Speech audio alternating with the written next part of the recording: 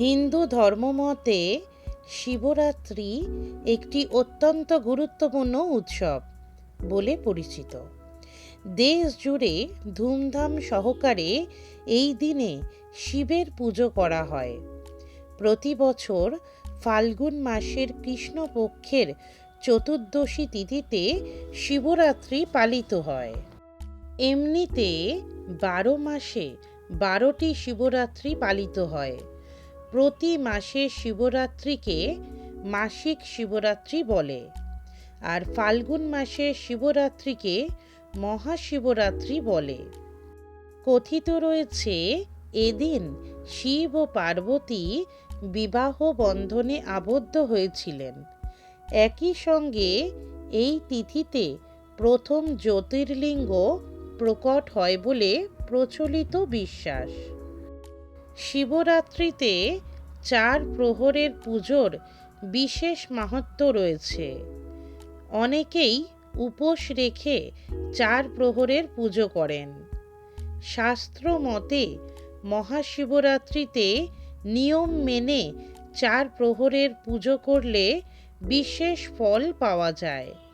কিন্তু মহাশিবরাত্রির উপোস ও পুজোয় বিশেষ কিছু রীতিনীতি মেনে চলতে হয়। জেনে নিন মহাদেবের পুজোর সেই সব খুঁটিনাটি। এবার জেনে নেওয়া যাক মহাদেবের পুজোয় কি কি করবেন না। শাস্ত্র মতে মহাশিবরাত্রিতে কালো ও নীল রঙের পোশাক পরা অশুভ। বদলে পরতে পারেন লাল, হলুদ, সবুজ রঙের পোশাক। স্নানের পর এই সব রঙের পোশাক পরে পুজো করলে তুষ্ট হন মহাদেব। শিবরাত্রি যেহেতু 4 প্রহরে পুজো হয়, তাই প্রতিবার সম্ভব না হলেও অন্তত সন্ধ্যের সময় স্নান সেরে পুজোয় বসুন। শিবরাত্রিতে আমিষ খাবার খাওয়া উচিত নয়। এদিন পেঁয়াজ রসুন থেকেও দূরে থাকুন। একই সঙ্গে শিবরাত্রিতে চাল, গম কিংবা ডাল জাতীয় খাবার না খাবার রীতি রয়েছে। শিবলিঙ্গে নারকেলের জল ঢালবেন না। হিন্দু ধর্মে নারকেলকে শুভ বলে মনে করা হয়।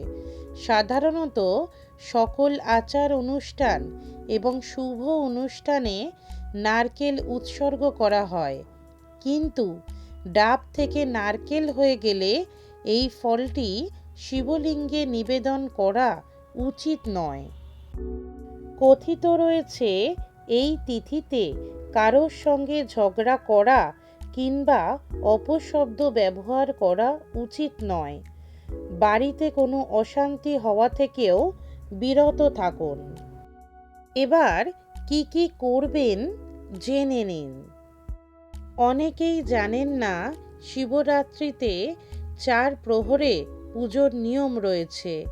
তাই সম্ভব হলে 4 প্রহরের সঠিক সময় জেনে পুজো করুন। বাড়িতেও করতে পারেন শিবলিঙ্গ স্থাপন। মহাশিবরাত্রির দিন বাড়িতে শিবলিঙ্গ স্থাপন করা শুভ। শাস্ত্র বলছে বাড়িতে শিবলিঙ্গ এনে পুজো করলে বিশেষ ফল পাওয়া যায়। এছাড়াও সারা দিন ওম নমঃ শিবায় মন্ত্রোচ্চারণ করলেও শুভ ফল পাওয়া যায়। শিবলিঙ্গে শন, ধুতরা, আখের রস ও চন্দন নিবেদন করতে পারেন। জল, কাঁচা দুধ, আকন্দ ও গোটা চাল নিবেদন করা শুভ।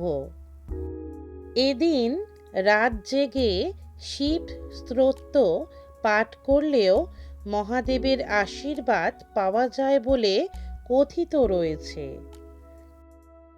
এছাড়াও শিবরাত্রির উপোসেরও বেশ কিছু নিয়ম আছে। যেমন একবার ফল খেতে পারেন।